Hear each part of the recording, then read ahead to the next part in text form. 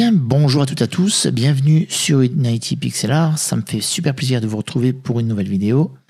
Aujourd'hui, je vais vous apprendre à travailler donc le bois. Alors, je vais vous montrer un petit peu ce qu'il est possible de créer. Voilà, donc on a la possibilité de créer des structures en bois comme celle-ci. On peut recréer du bois comme ici. On a encore du bois ici. Vous voyez, le bois peut être très utile dans un projet de jeu vidéo quelconque. Simplement, il faut apprendre à l'utiliser et à comprendre un petit peu son fonctionnement. Alors, je pars sur mon nouveau sprite. J'ai créé un sprite de 64 par 64 pixels. Je vous invite à en faire autant. Pour les couleurs, j'ai utilisé les couleurs de ma palette ici. Mais vous pouvez tout aussi bien utiliser vos propres couleurs. Ça ne pose aucun problème.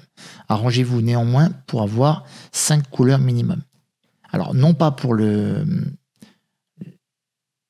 l'ombrage et la lumière, mais simplement pour avoir de quoi travailler. Donc notamment la couleur foncée pour les contours, le reste étant vraiment idéal d'avoir au moins 3 couleurs. Alors je commence. On va par exemple réaliser une simple planche de bois. Alors on va la créer ici. On va dire que ma planche tiendra dans 2 cases, c'est-à-dire à peu près 32 pixels.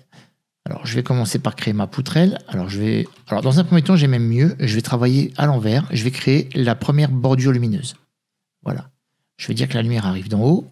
Là, j'ajoute un léger contour de lumière. Ici, j'ajoute la couleur de base. Alors, je dis couleur de base parce que c'est vraiment la couleur que j'utilise pour donner la teinte générale de mon bois, en fait. L'apparence du bois prendra cette teinte-là.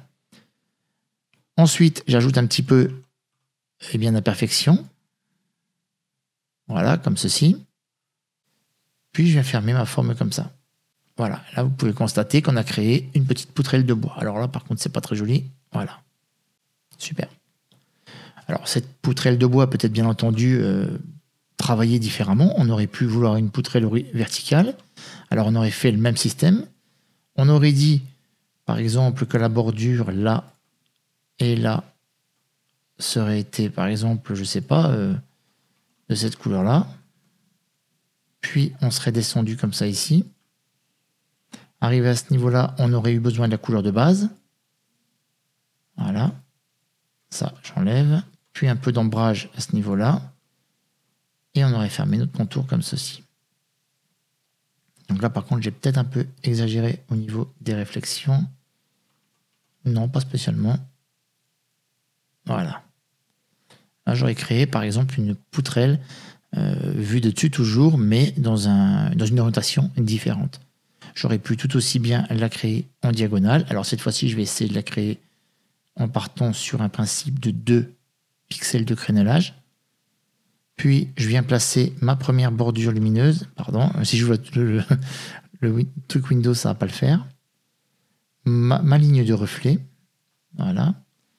Et enfin, donc, toujours avec une base de 2 pixels, bien entendu, pour rester cohérent dans ce que l'on crée. Tac. Et là, on part sur un truc de 2 par 2 par 2. Donc, théoriquement, comme ceci, éventuellement. Non, là, j'ai faux. Hop, on va le faire à la main. Voilà. Sachez qu'il est possible de tout réaliser en pixel art. On peut vraiment, absolument tout faire. La seule vraie limite étant, comme je le répéterai jamais assez, votre imagination. Donc là, vous voyez, j'ai créé par exemple la même poutrelle de bois.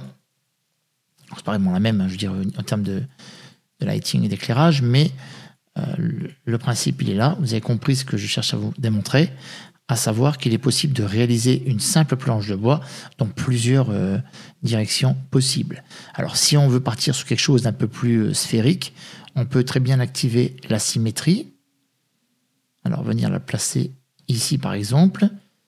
Tac. Alors, j'en ai mis combien? 1, 2, 3, 4, 5, 6. 1, 2, 3. Et là, je vais faire 5, 6 aussi. Un peu plus même. Voilà. Et là, je viens fermer comme ça. Donc là, j'ai une pièce arrondie. Je charge en couleur de base. Bien sûr, ça ne suffit pas pour donner du volume. Comme on peut le constater ici, j'enlève la symétrie. Alors, il va falloir la mettre en volume. On va lui définir une épaisseur, 3 pixels par exemple. 3, 3 et 3. Essayez de rester toujours, mais alors tout le temps dans le tout le temps égal, c'est-à-dire que ça donne de belles formes et ça rend vos pièces, enfin vos objets beaucoup plus crédibles. Ensuite, première couche de lighting, pas ici, ici. Donc ça, c'est le bord supérieur où la lumière vient frapper dessus. Et enfin, on peut ajouter une couche pour adoucir. Alors moi, j'aime bien utiliser cette couche, mais elle n'est pas obligatoire. Je vous dis, vous aurez très bien pu vous arrêter à 3. Hein. 3 couleurs étaient amplement suffisantes. Voilà. Donc là, on a créé ce petit dégradé-là. Alors, pour aller plus loin, j'aurais pu aussi faire comme ça. Voilà. Et puis faire un peu de dégradé comme ça. Donc là, on a une pièce légèrement arrondie, toujours en bois, et qui rend, pour le coup, pas trop mal. On va mettre un peu de variation comme ça dessus. Donc l'idée aussi, ça aurait été, par exemple, d'ajouter un petit peu d'ombrage vers l'arrière, comme ça. Ça aurait permis de renforcer encore un peu l'aspect de la pièce. Alors, il n'y a pas d'ombrage à proprement parler, on n'a pas mis d'ombre dure, je veux dire, qui se place par rapport à la lumière. On est vraiment parti que sur l'objet. On pourrait réaliser également des piquets de bois. Donc là, tout ce que je réalise, c'est pour un jeu de type RPG, bien sûr. Hein. On partirait sur un jeu de type top-down, là, et ça nous permettrait comme ça de réaliser tous nos objets. Donc je vais réaliser ici un petit piquet en 4. J'aurais encore une fois pu utiliser la symétrie, mais c'est pas bien grave. Voilà, on va faire un simple petit piquet de ce style. Alors, je vais dans un premier temps entièrement le remplir avec la couleur de base pour vous montrer un petit peu l'application, comment je l'utilise et comment j'arrive au résultat dont j'ai besoin. Donc là, je vais travailler avec la lumière principale dont j'ai besoin, celle-ci. Là, c'est un peu trop fort pour le coup. Je vais...